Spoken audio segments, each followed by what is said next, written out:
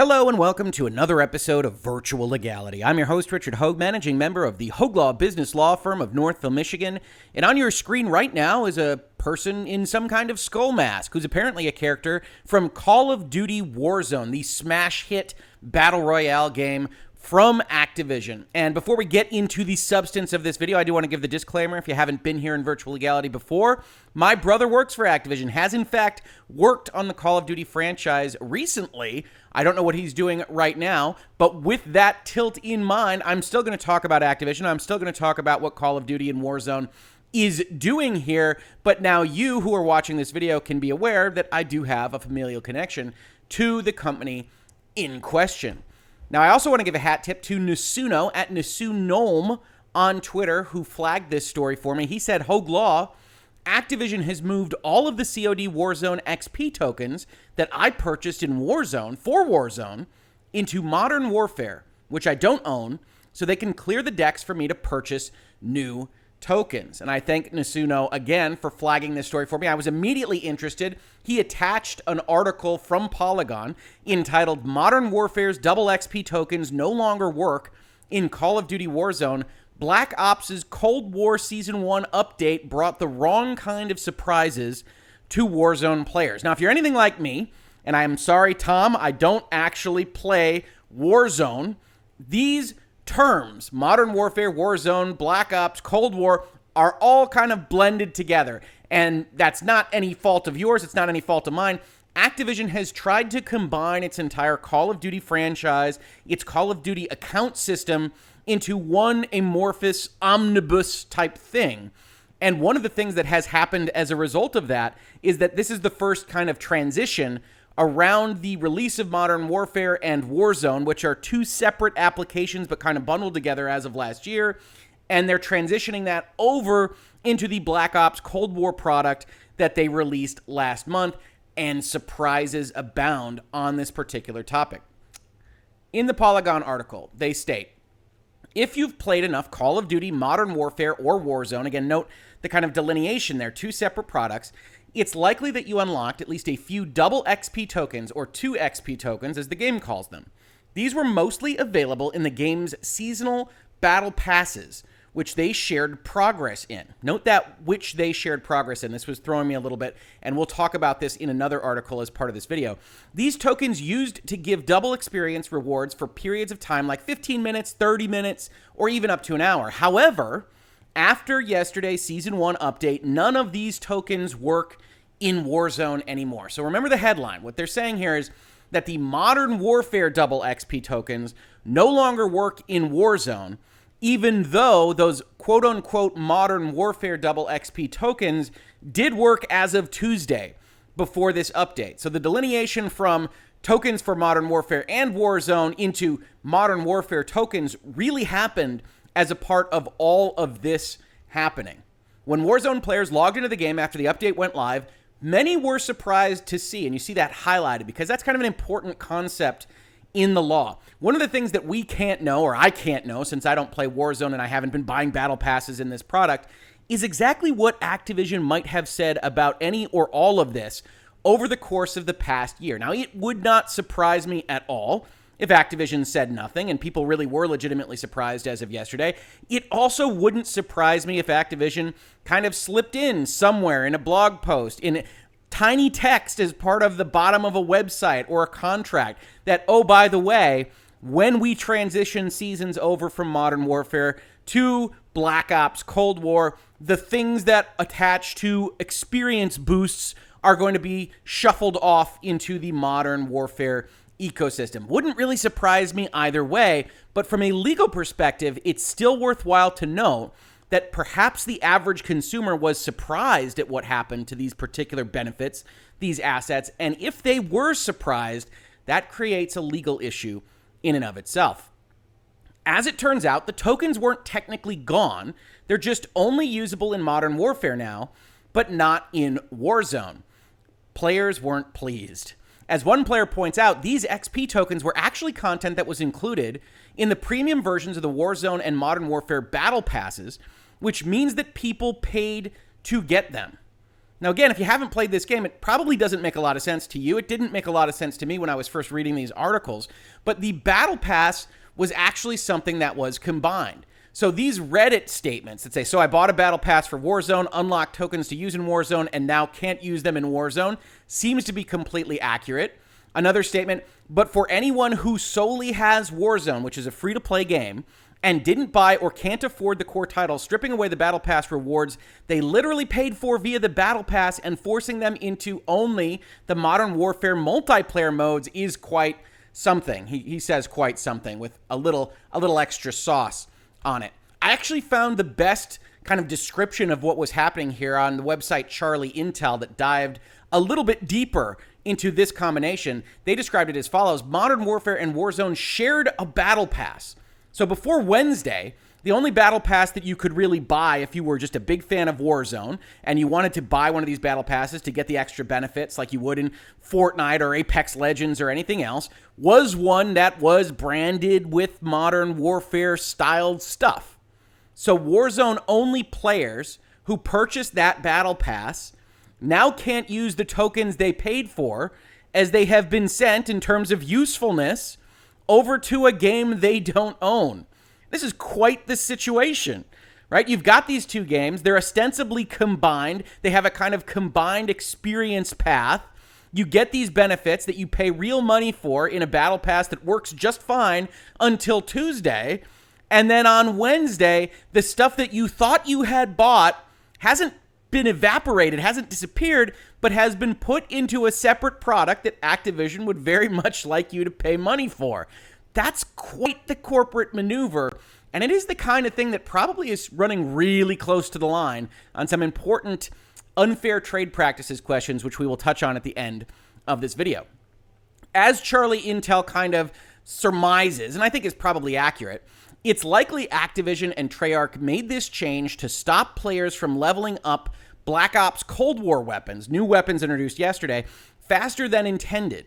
In order to earn tokens for these weapons, you will need to purchase the Black Ops Cold War Battle Pass. You got to get in on the next pass. We don't want you to use your old experience tokens for the new hotness because, hey, we like to get paid for those battle passes, and otherwise, so many of you have accrued this mass of experience passes, we were worried that on the margins we wouldn't get as much money as we might otherwise through the battle pass system.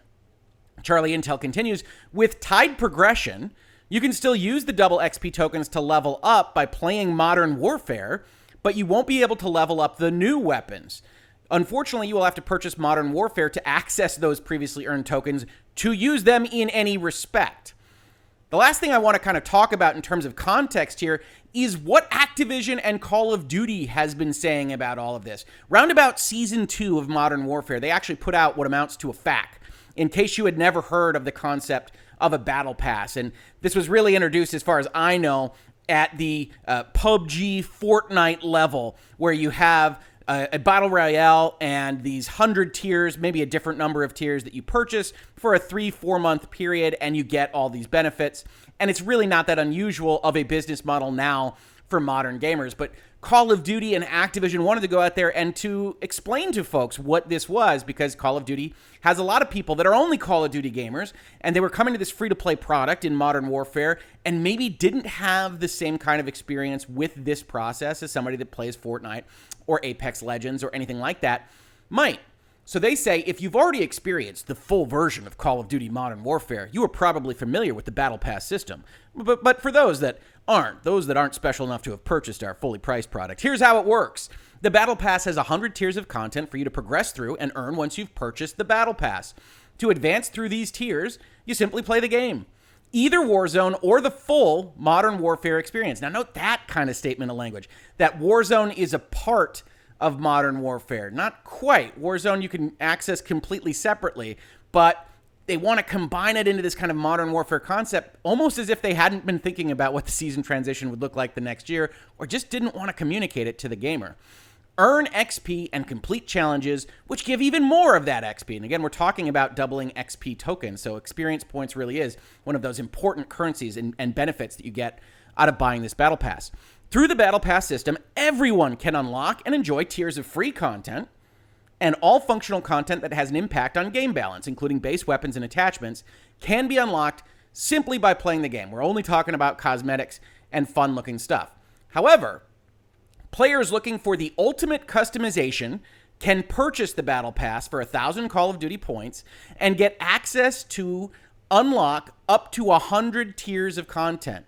Tiers within the Season 2 Battle Pass system include scores of rare, epic, and legendary weapon blueprints, operator skins, operator missions, and more, including these XP benefits that we're talking about today, and immediately unlock an all-new operative Ghost, which I believe is the gentleman that we are picturing on our thumbnail. Note this final statement that Activision and Call of Duty does to describe this. Note, you don't have to own the full Modern Warfare game to purchase the Battle Pass. And no, this isn't a promise for the future. This isn't a statement that the stuff that you're going to get in the Battle Pass is going to work on Warzone necessarily, but a statement like this in context combined with this entire kind of pitch for what you get by paying for the Battle Pass suggests strongly that you should be free about buying it if you just love Warzone, and we're not going to take the stuff that you bought and put it into this other product that you don't own. We're starting to get really close to that line. Now, why aren't we just vaulted over that line? So many of you come into my videos and say, can't we create a class action? Can't we sue everybody on Earth? Can't we kill the executives? And the answer to that almost always is no, certainly the killing the executives part. And the reason that answer is that way is, as we've talked about in Virtual Legality, these end-user license agreement, what the Activision phrases as terms of use, really do set the parameters for what you can and can't do with so much of their product, right? This is a license agreement that's updated as of September of 2020 that says, you agree that your use of this Activision product and or service provided content, and we'll get to that definition in a second, shall be subject to the terms of this agreement. When you purchase a video game, or if you just download a free-to-play video game, you agree to a set of rules that the copyright holder, the intellectual property holder of that video game, imposes upon you. And you agree to certain things when you enter into that document. You all know this. You click through it before anybody reads it. And hey, I'm guilty of that as well, depending on the game. And we've talked about Activision's document before and how humorous it is, because games like Crash Bandicoot has a 40-page document you have to click through before you can even play this cartoon platforming game. But it becomes all the more important when you start talking about microtransactions and this service-provided content concept. Because at the end of the day, all you are getting is that license. Activision grants you a personal, limited, non-exclusive license to use the product for your non-commercial use. And they reiterate this in a number of spots. We get down all the way to Section 11 about specifically service-provided content, and we see where the rubber hits the road. Service-provided content consists of those materials provided to product users, with or without an account as applicable, such as unlockable content, virtual assets, codes, achievements, etc. You understand that while at times you may quote-unquote earn, quote-unquote buy, or quote-unquote purchase service-provided content, you do not in fact own or have any property interest in the service-provided content, and the price of any service-provided content does not refer to any credit balance of real currency or its equivalent.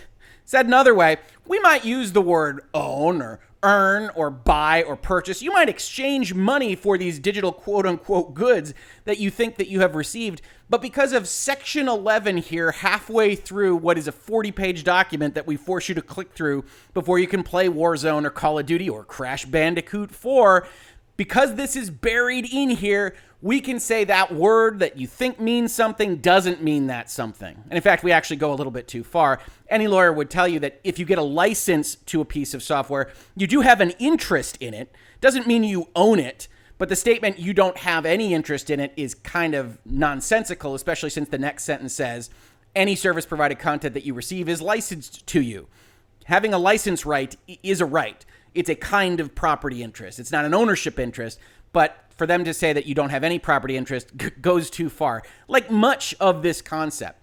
You know, one of the things we've talked about before in terms of these end-user license agreements is with places like Digital Movies, Vudu, Amazon, wherever, where they have a sentence that's very similar to this.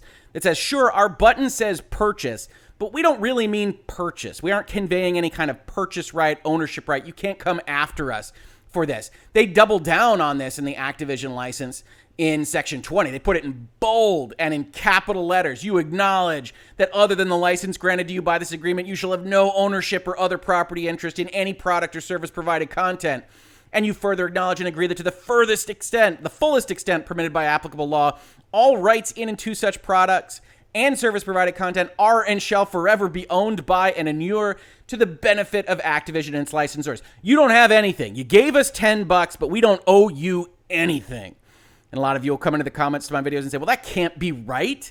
We have to have some legal defense mechanism to these kinds of things. And I say, maybe. We'll get there. We'll get there because they really are walking the line when they say that word doesn't mean that. You're not buying anything. We can do whatever we want. And Section 19 is where they claim those rights. Except as otherwise set forth herein, Activision does not guarantee that any particular product or service provided content will be available at all times or at any given time, or that Activision will continue to offer the product or service provided content for any particular length of time. Activision may change and update the product or service provided content without notice to you. Taken to the furthest extreme, you spend 1,000 Call of Duty points on that battle pass for 100 tiers. Tomorrow they could change it to 2 tiers, both of which have emotes that you didn't want. That's the furthest extreme. And if they did that, there would be a big uproar. It would be on Twitter and social media and on virtual legality.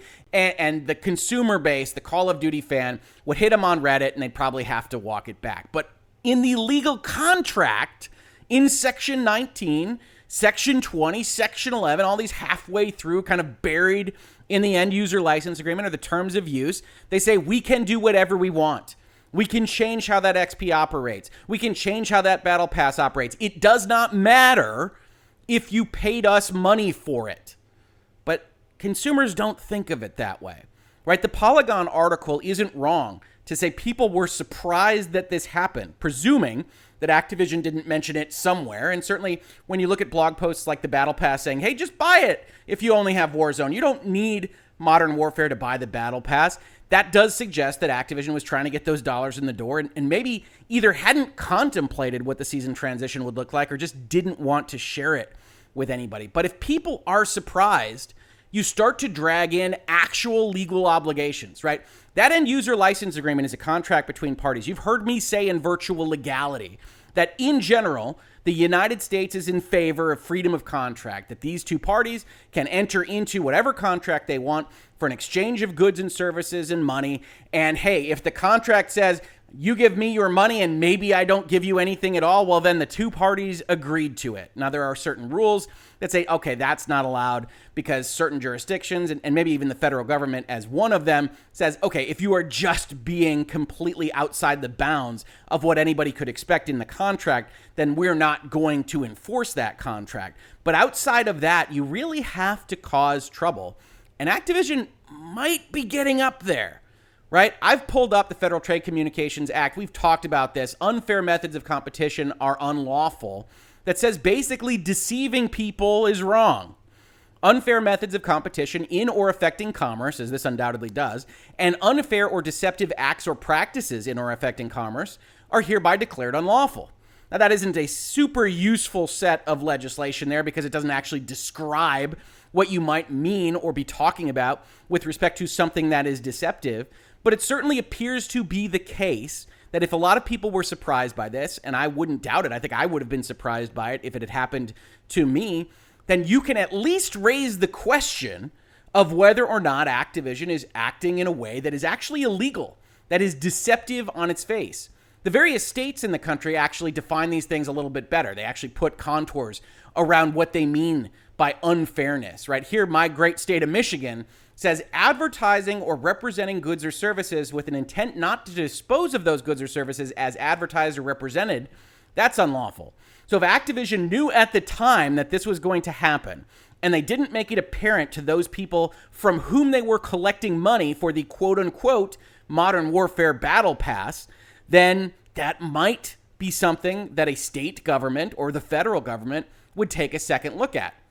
Similarly, failing to reveal a material fact, the omission of which tends to mislead or deceive the consumer, and which fact could not reasonably be known by the consumer, also unfair, also deceptive, right? Once Activision knows that it's going to do this, and we're presuming as part of this video that it's not a bug. If Activision wants to turn around today or tomorrow or next week and say, actually, we never meant to do that, it was just a bug, we're putting it all back, even if a number of you viewers don't believe them and think they're just fixing it up after a minor uproar on Reddit and places like Virtual Legality, if they fix that up, then, hey, maybe there isn't a big problem. But once they knew that this was going to happen, and it wasn't a bug, and it was a deliberate action by Activision, then if they don't tell people that, and they continue to collect that Battle Pass money, and they don't inform people, hey, bare minimum on Tuesday, smoke them if you got them, you need to spend your 2 XP tokens because if you don't own Modern Warfare, they're going to lose their entire effectiveness as of Wednesday. That's the kind of statement that it could at least provide some kind of buffer between you and potential legal exposure if you're on Activision, right? If they knew that. If they didn't know it, then maybe it's a bug and can be corrected. But these are the kinds of things. You can look at this long list if you're interested. I'll link this in the description of this video. This is the Michigan Consumer Protection Act, where they really like to list out the things that they find to be deceptive. If you start running up against these questions, then you really do potentially have legal exposure. Now, it's very difficult in the video game space because, as we've talked about, the Federal Trade Commission isn't super inclined to back up specific actions in respect of video game quote-unquote fraud, video game unfair practices, because we're talking about relatively minor amounts of money. Nobody's health is at risk. These are luxury goods, so it's not the kind of thing that they talk about regularly in terms of appliances and foodstuffs and pharmaceuticals. So that's a tough claim to bring in and of itself. And if you want to bring your own kind of civil claim, you don't have a lot of money that's been put on the line yourself. So you start to talk about things like class actions, but class actions in and of themselves are slow and expensive, and you need a good plaintiff. And Activision and every other game publisher and every other media company that is taking dollars from you, $10 or $20 at a time, knows all of this. And Activision believes they have a contract right to do whatever they want to any of the things that you've otherwise quote-unquote bought, earned, purchased, or transferred to you. So you've got this kind of confluence of contract rights, consumer rights, unfair trade practices, a company that may be doing something that is completely unethical or untowards that may not be illegal.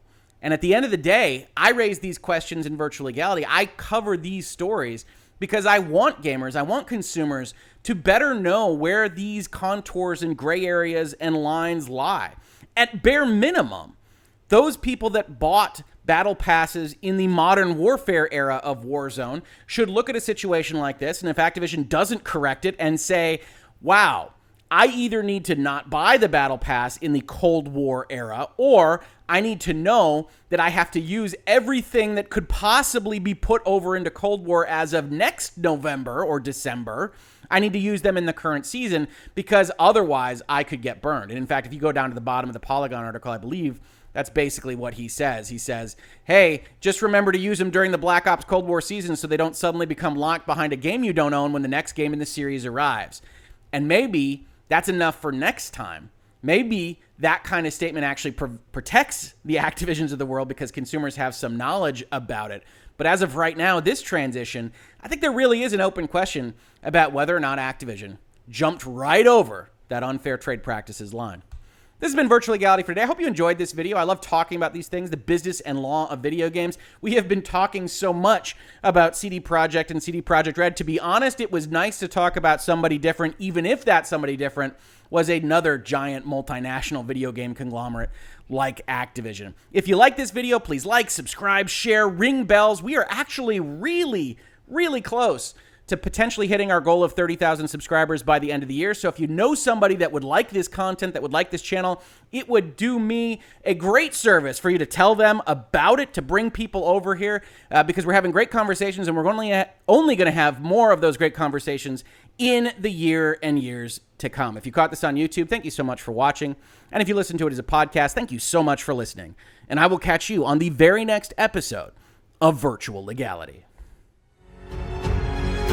Virtual Legality is a YouTube video series with audio podcast versions presented as commentary and for education and entertainment purposes only. It does not constitute legal advice and does not create an attorney-client relationship. If you have legal questions about the topics discussed, please consult your own legal counsel.